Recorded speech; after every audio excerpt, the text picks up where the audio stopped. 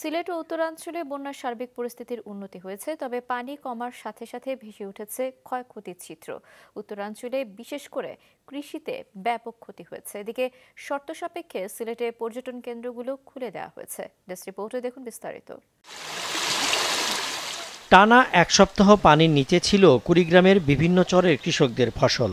রাজারহাট উপজেলার ঘড়িয়ালডাঙ্গা ও বিদ্যানন্দ ইউনিয়ন সহ জেলার বাদাম, পাট, ভুট্টা ও শাকসবজি বন্যার পানিতে নষ্ট হয়েছে। অনেকেই পানির নিচ থেকে বাদাম তুলে ক্ষতি পোষানোর চেষ্টা করছেন। বন্যায় ৮০ ব্যাগুন আমার তলে গেছি, তলে যাওয়ার পর ২০-৩০ হাজার টাকার ব্যাগুন আমার একবারে লস। বাদাম নিয়ে এসে ভাসি গেছে, ডালগুড়া মানুষের তলে গেছে। বন্যা আসি এখন বাদাম টাদাম তোলা বাদামও মানুষের গেছে, অনেক ভাসি গেছে।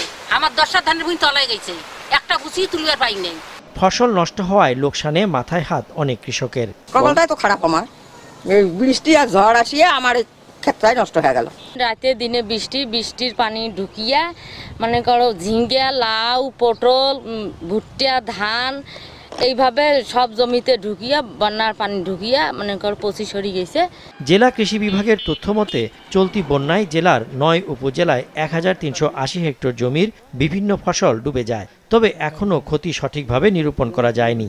আমাদের যারা মাঠ পর্যায়ের কর্মকর্তা আছে তারা এই বিষয়টি পর্যবেক্ষণ করছে এবং ক্ষতির পরিমাণ নিরূপণ করছেন।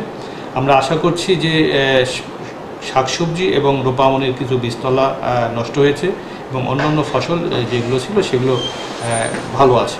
তিস্তার পানি কমায় রংপুরে বন্যা পরিস্থিতির উন্নতি হচ্ছে, তবে দেখা দিয়েছে ভাঙন আতঙ্ক। আমাদের এই বন্যা যখন ওঠে তখন খেত খামার আবাদ সুবাদ কোনো কিছু আর হয় না, আমরা তখন মনে করো যে নিরীহ লোকের মতো হয়ে যাই। পানি বন্যা উঠলে ঘরে ঝরে পানি আগ্নে টাগ্নে অসলে হয়ে যায়, মানুষে আস্তে আস্তে ডারে থাকি গরু বছর ধরিয়ে। ভাঙন প্রতিরোধে যে অবস্থা ডাম্পিং এবং আমাদের যে পরিচালন বাজেট থাকে সেই বাজেটের আওতায় আমরা এই ভাঙন প্রতিরোধের চেষ্টা করে যাচ্ছি। তবে এটার আসলে বড় প্রকল্প প্রয়োজন তিস্তাকে টেকসই বন্যার হাত থেকে রক্ষা করা। নেত্রকোনার পানি উন্নয়ন বোর্ডের তথ্যানুযায়ী উদ্ধাখালী নদীর পানি কলমাকান্দা পয়েন্টে অনেকটা কমে বিপদসীমার ১১ সেন্টিমিটার উপর দিয়ে বইছে। সিলেটে সুরমা ও কুশিয়ারার পানি কয়েকটি পয়েন্টে এখনও বিপদসীমার উপর দিয়ে যাচ্ছে। পরিস্থিতির উন্নতি হওয়ায় শর্ত সাপেক্ষে খুলে দেওয়া হয়েছে বেশ কয়েকটি পর্যটন কেন্দ্র। বৃষ্টিপাত কমায় সিলেট মহানগরেরও বিভিন্ন এলাকা থেকে পানি নামছে দ্রুত, তবে অনেক নিচু এলাকার সড়ক ও বাসাবাড়ি থেকে এখনও পুরোপুরি নামেনি পানি। ভোগান্তিতে আশ্রয় কেন্দ্র থেকে বাড়ি ফেরা মানুষ। এদিকে বন্যায় ক্ষতিগ্রস্ত বসতবাড়ি মেরামতে টিন ও নগদ অর্থ সহযোগিতার আশ্বাস দিয়েছেন বস্ত্র ও পাট মন্ত্রী জাহাঙ্গীর কবির নানক। দুপুরে সুনামগঞ্জের তাহিরপুর উপজেলায় বন্যায় ক্ষতিগ্রস্ত পরিবারের মধ্যে ত্রাণ বিতরণকালে এই আশ্বাস দেন তিনি।